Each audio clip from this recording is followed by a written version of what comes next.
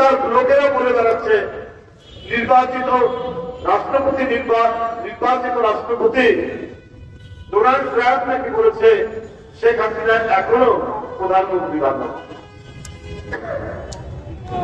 তো এটা আসলে অন্য কিছুই না, এই মিথ্যাচার দিয়ে তিনি যেমন 15 বছর মানুষ গুপ্ত হত্যা, ক্রসফায়ার হত্যা করেছেন, আর জনগণের সামনে সে নিজে কান্নাকাটি করেছেন।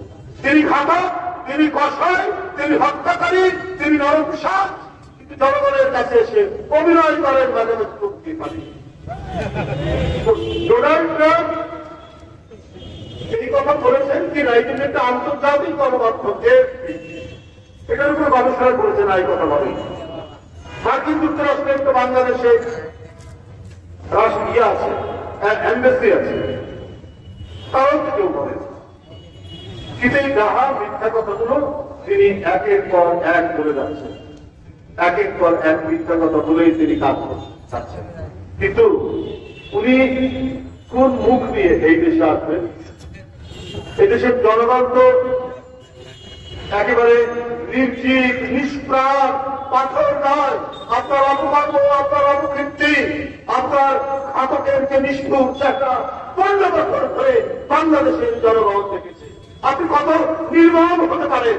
আপনি নিজের ক্ষমতা, নিজের গতিকে নিশ্চিত করার জন্য আপনি অনা করে আপনার পছন্দসাই পুলিশ সন্তানদেরকে দিয়ে আপনি বলতে পারেন যে তোমরা হত্যা করো, তোমরা মারো, তাতে কোনো যায় আসবে না।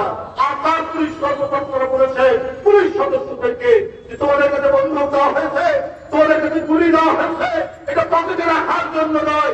তাই মিছিলের আওয়াজ শুনলে, জনসভার আওয়াজ শুনলে নির্দ্বিধায় গুলি চালিয়েছে বেঞ্জিরের পুলিশ বাহিনী, আপনার মনিরের পুলিশ বাহিনী, হারুনের পুলিশ বাহিনী। এইটা ছিল শেখ হাসিনার দুঃশাসন।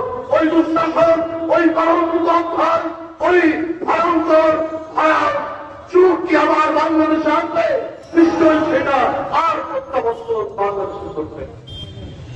বন্ধুরা আমার, ওইটা করতে পারে না। এত লুটপাট আপনার